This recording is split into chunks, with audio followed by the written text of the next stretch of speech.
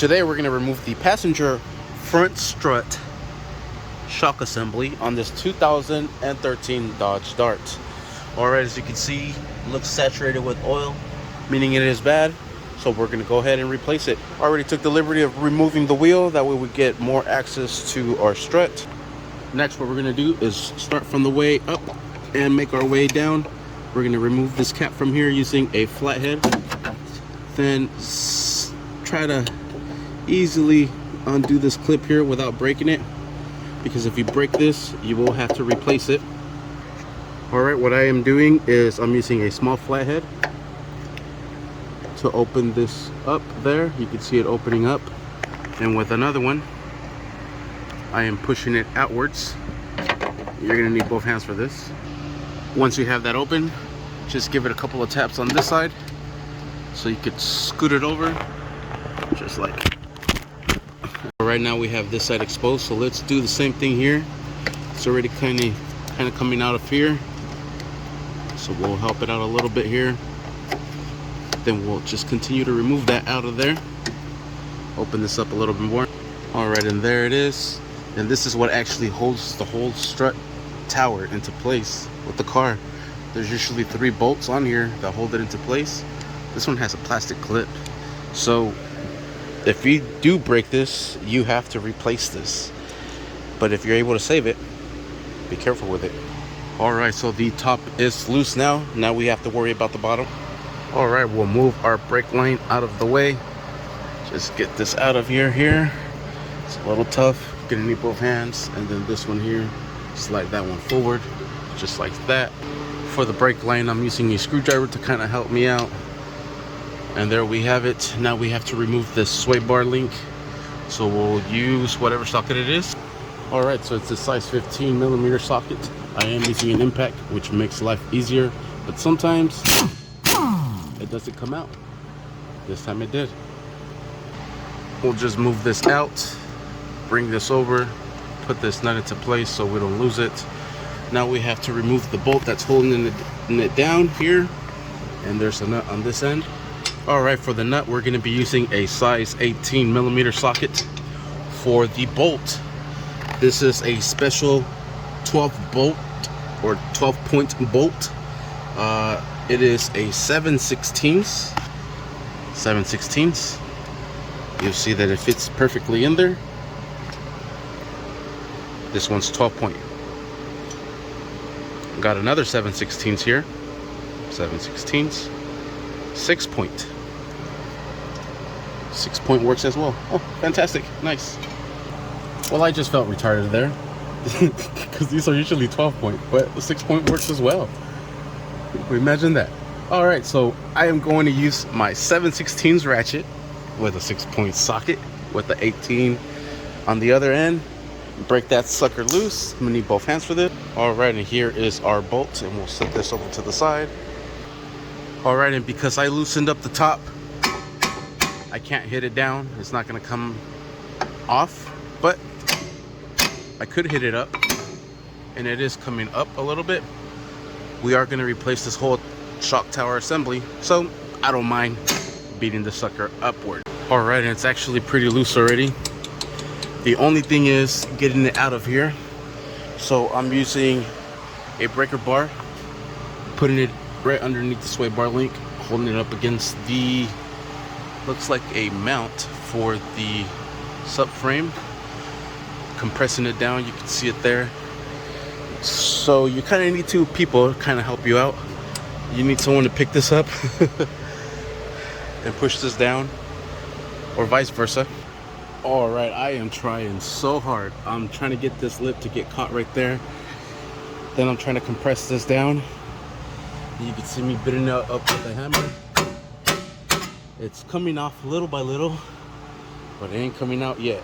Alright, let me see. I put these clips on there to see if it would help me in here, so I can press this down, and that hopefully holds it into place. It's budging. It's almost coming out. Alright, so it's like right on the edge of slipping out, but it ain't fucking slipping out. I think I might have to compress these springs in order for it to have less tension and be able to get it out. Maybe. I'm not sure. I'm gonna try to get this out, and if not, then that's gonna be the next solution. I'm gonna put the jack stands underneath it so this spring could compress, and then I'll put a shit ton of zip ties to hold this spring compressed down, and then we'll give it another try. All right, so I got it out there. I didn't have to compress it.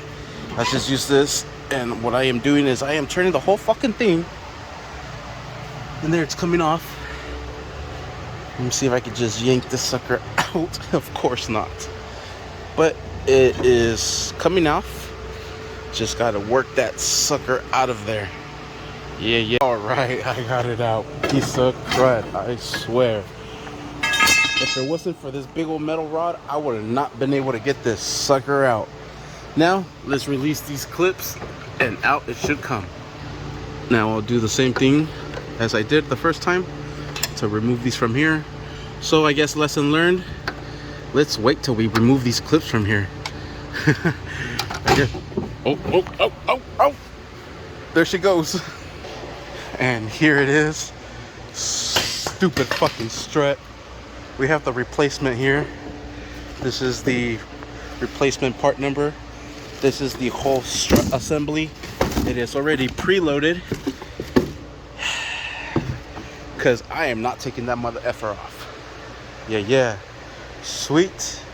Thank you for watching. This video is just of how to remove it. Make sure you stay tuned to the next video of how to install it. Please like and subscribe. Alright, I'm not going to make a video of how to install the new strut, but this is basically what I've done. I removed the whole wheel hub. I placed it into here.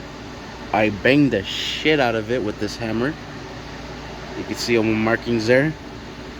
And then I was able to finally get it lined up. There it is. That's as far as down as we're gonna take it, and hopefully I'm able to slap this bitch back on. It's gonna be a struggle, it really is, but I'm gonna try to get it done. No one else is gonna get it done. All right, I have the bolt secured. I'm gonna slip the axle, slip it through this bottom joint, then put the power steering rack, the sway bar link, and the brake caliper. Hopefully everything go as planned. Then we just got to put that cap on top. This is extremely heavy. All right, I had a second hand help me get this axle spine in. Got it in. We put the nut just to hold it into place. I still need to put it down on this bottom ball joint, but what I'm using the jack to compress this up, and it looks like that should give us enough room to clip this in. This goes the other way. Give myself some working room here, and then hopefully this should hold that into place, and that should make it a lot easier for us to finish this off down at the bottom. I was able to use some needle nose pliers to close this in, spin it around, lock the other way in. Just want to make sure that these are closed all the way, that there is no gap. All right, got everything lined up. Now I'm using the jack to kind of compress that in there. Hopefully it slides in, and there it goes. You just need to press the hub in, and it's sliding into place. There it goes. There it is. We'll put that bolt into place. Sweet. Then we'll just put in the rest of the hardware, and we're good to go. Sorry to make a video of how to do this. It was just a lot. I had to grind this axle nut down to be able to get it out of the locking places that it has there. I had to rent a tool from AutoZone because I didn't have the correct socket, size 36. It's a lot. Sorry I had to make a video of how to install it, but I'll just include it with this one of how to remove it. All right, and there you have it. Everything is installed. Everything is back in working order. Everything is nice and solid. Still need to compress the brakes, but we're all good to go. Sweet. If you do this job, good luck. I don't recommend doing this job. This is a headache. You literally have to remove all of this housing here, the wheel hub, to get that out and in there back again. It is a pain in the butt. I had to cut the nut here a little bit, and I don't recommend it for anyone. yeah It's a hard job. But, I mean, if you gotta do it, you gotta do it. Good luck.